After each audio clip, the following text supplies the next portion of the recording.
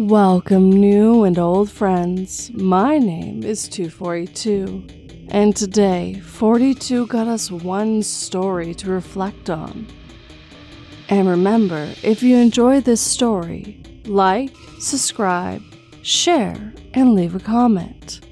But of course, you can wait till the very end for this Sunday's word. But now, turn off your lights. Make sure your doors and windows are locked. Things are about to get spooky.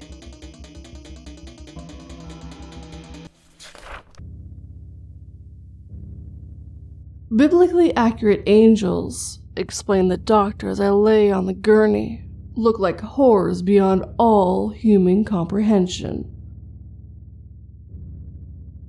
Biblically accurate demons, on the other hand, he continued, injecting the lethal cocktail of drugs into my vein, look just like you and I.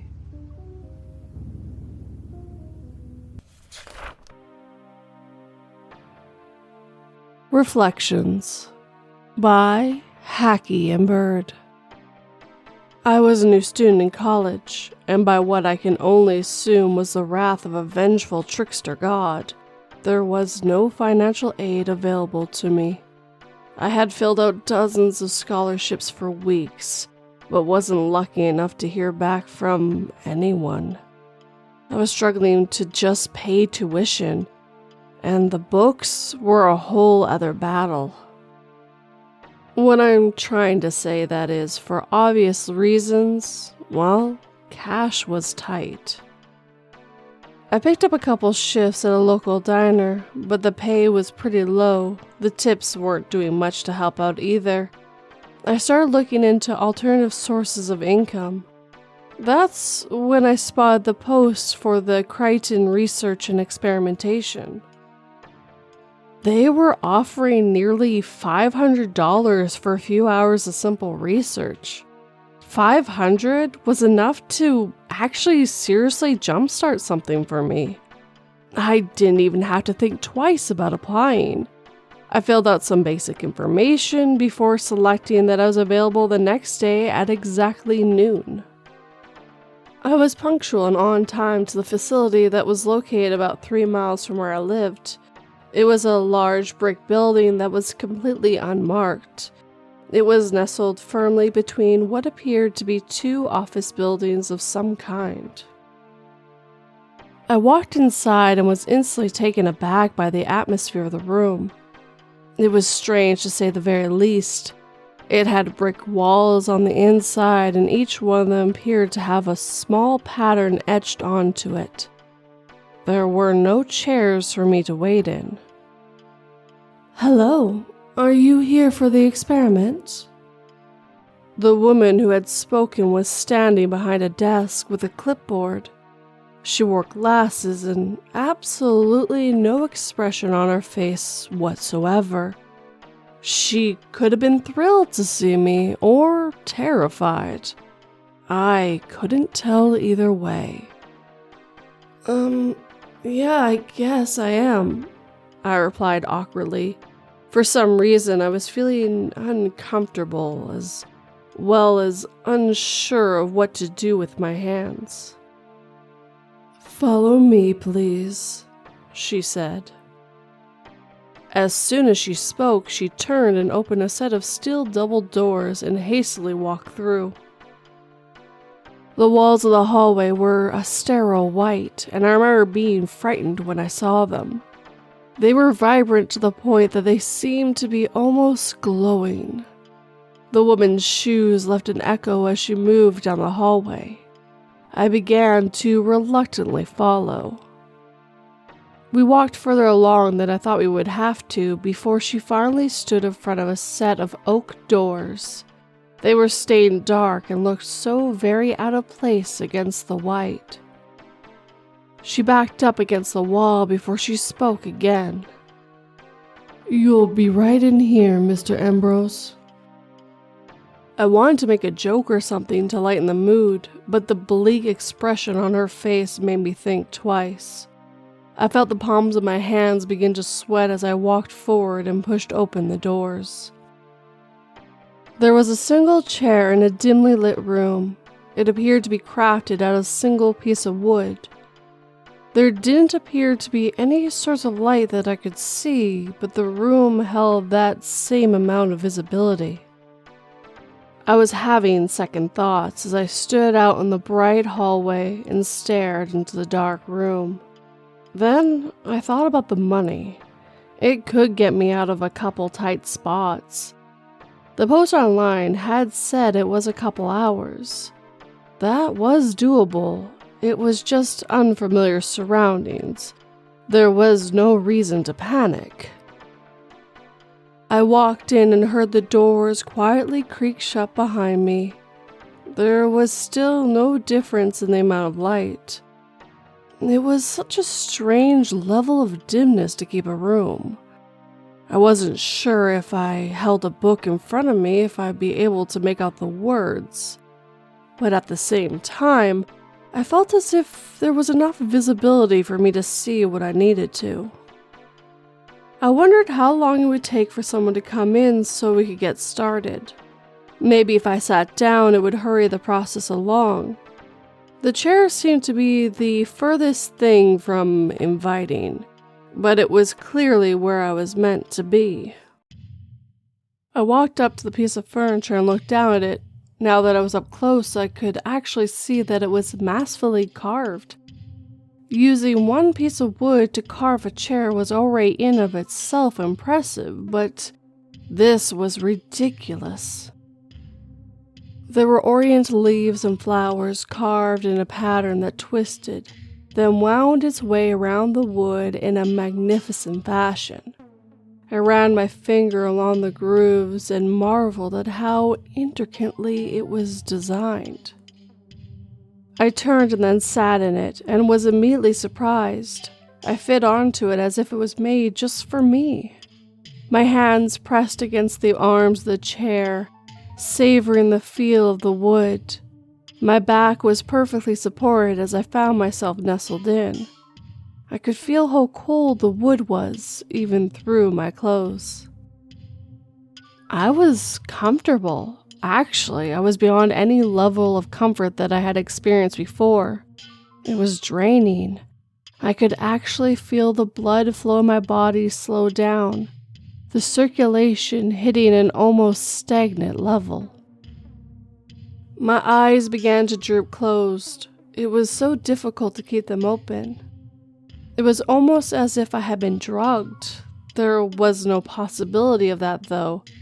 All I had done since I got there was sit. The chair, it had to be what was responsible. There was this strange sound that took me a second to realize that it was me groaning.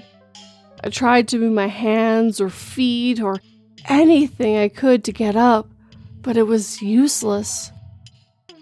Begin experiment number 121. Subject, Jonathan Ambrose.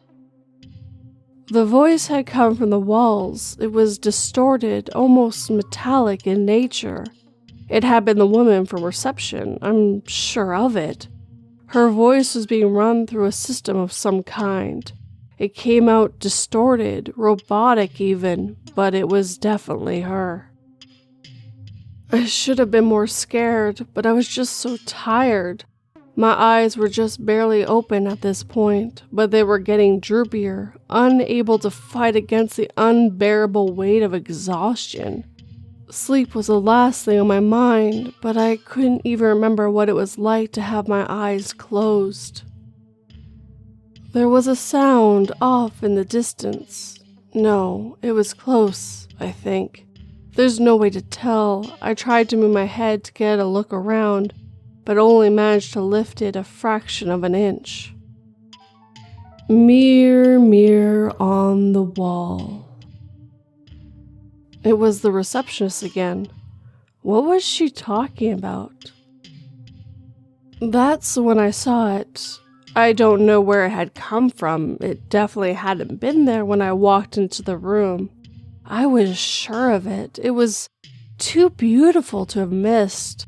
It looked as if the wall had opened up and inside the recess hung a mirror. It was a dull gold, as if it had faded over time. It held the same ornate markings as the chair. Leaves, vines, and flowers twisted and ran their way across the metal upon which it had been etched into. But that was only the beginning of its true beauty. The mirror itself was unlike anything that I had ever seen before. It was dark as obsidian, yet held a perfect reflection. It made me proud to be displayed on such a beautiful surface. Wait, was that me? No, it couldn't be.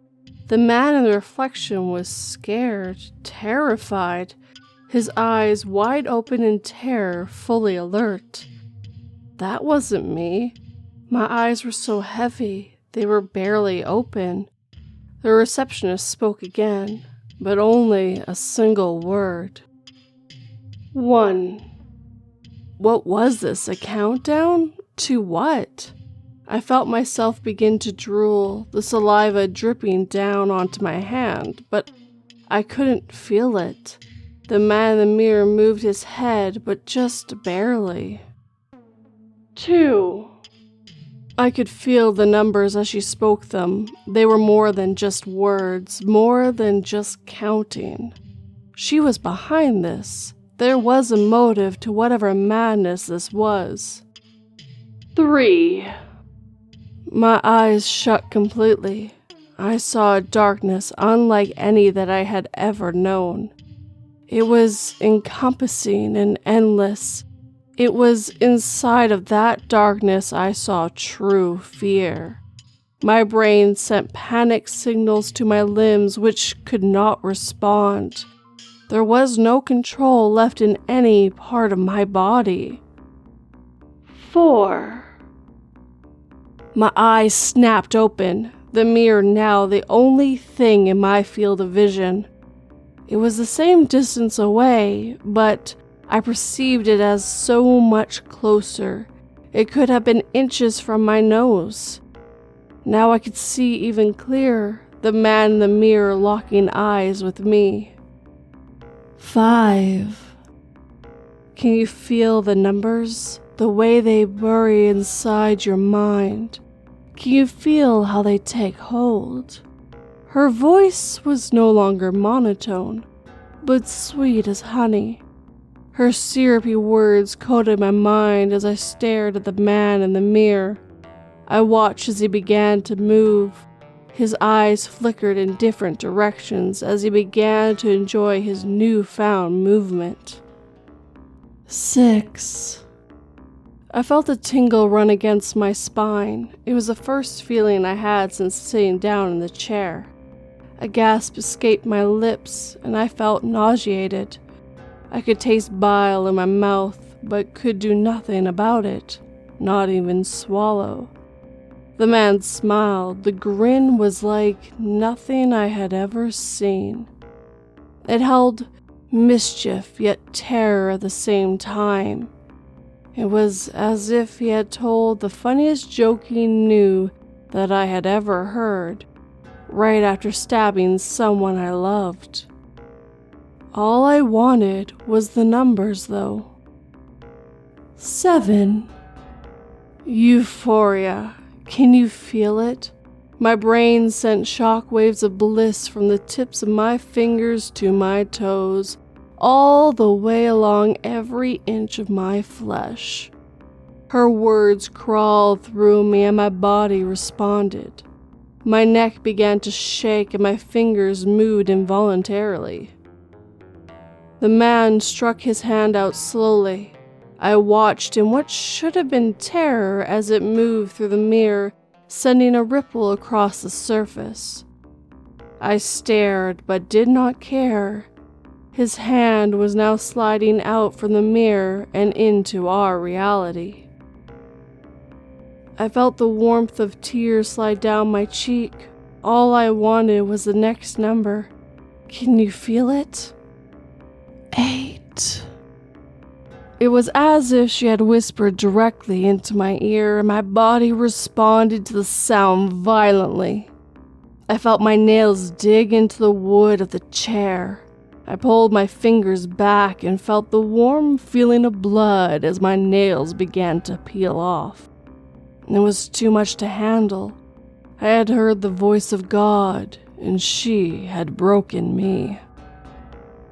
The man in the mirror stood from his chair abruptly, in a swift motion that betrayed a speed that was otherworldly. He stuck his head from the mirror. His hair was messy, as if from static energy as he entered our world.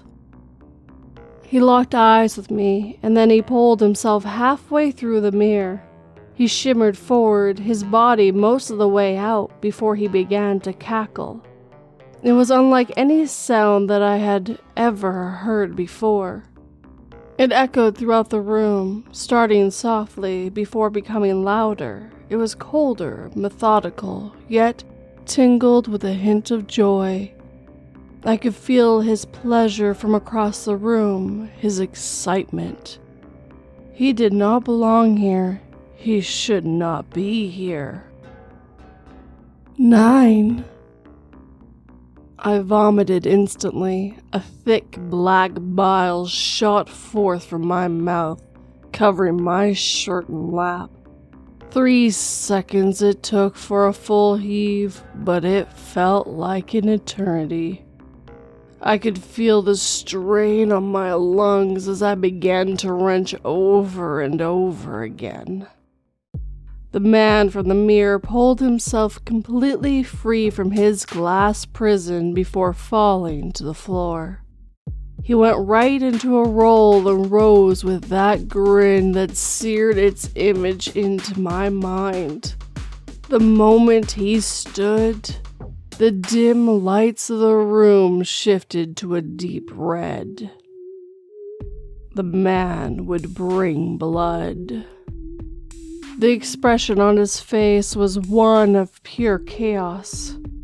Whatever it is that he brings from the other side of the mirror, people would suffer.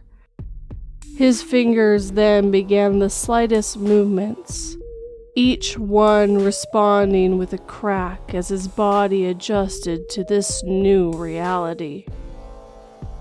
10. I awoke with a scream. I was in a waiting room, not the same one from before.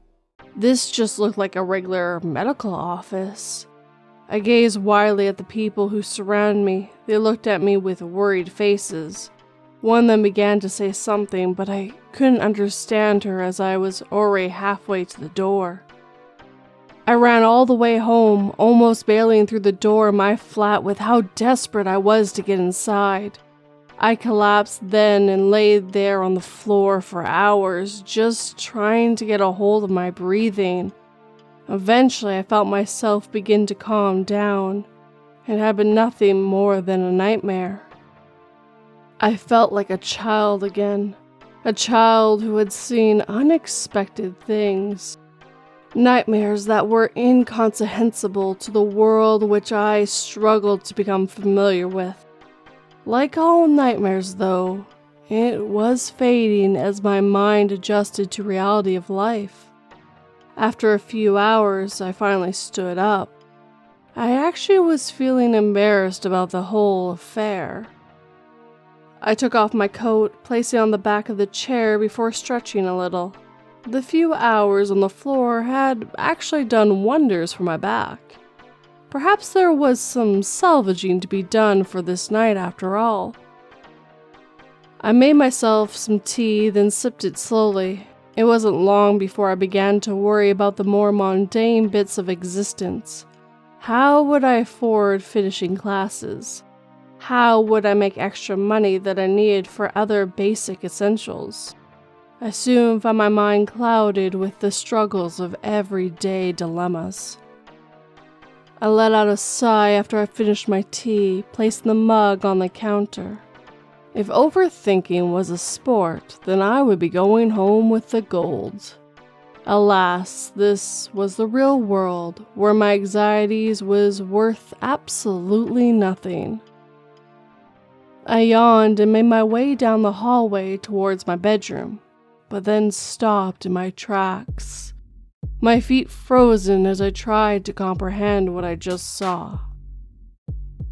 I could feel my heart begin to pound in my chest almost instantly, and beat so fast that I was almost certain it would pop at any second.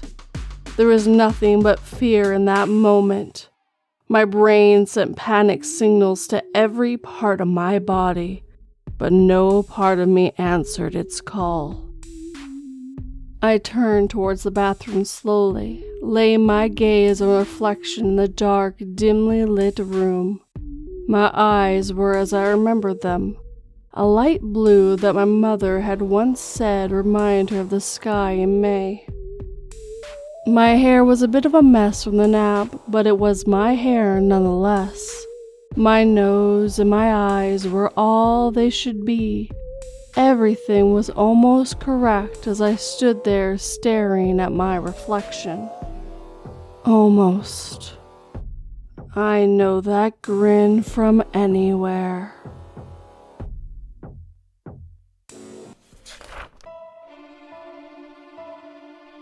While I blew out my last breath, the priest reassured me that I wouldn't burn in purgatory.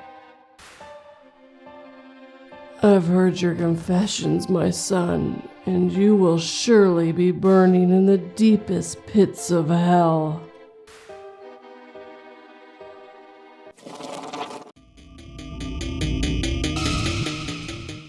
And with that, our time together is coming to an end.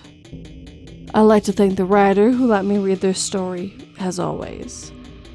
I personally really enjoyed this story, but I love the stories that make you wonder what's going to happen from then on. Wonder what they walked into.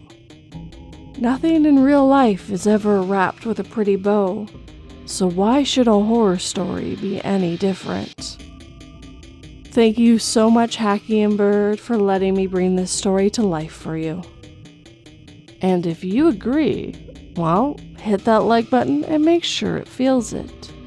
If you're new, subscribe and turn that pretty little bell to all notifications. And of course, sharing this story with anyone who might enjoy it really helps, and also helps them find something new they might enjoy as well. But if you'd like to help this channel / podcast in other ways, I do have a Patreon, merch, and PayPal. All the links are down below, including the ones to my socials and my website. Go ahead and check it out if you like. Last but never least is a comment, because I won't lie, I truly enjoy reading those every single time they come in. But let's get you that Sunday word, just in case you want some help. On screen right now is everyone who brightened my week last week with using the word sunrise, and a few others that I liked. Thank you guys as always. Now to move on to the Sunday's word, which is reason.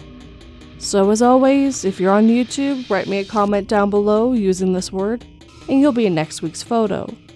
And of course, if you can't just write a comment down below, well, go to Twitter, at me, and use this word as well, and you'll be in next week's photo. I know that I say this every single week, guys, but I really mean it. Thank you for watching and listening. Watching my YouTube channel and my podcast grow really means a lot to me. And to know that other people are enjoying the stories I bring to life, it really means a lot. Sleep tight and don't let 42 bite.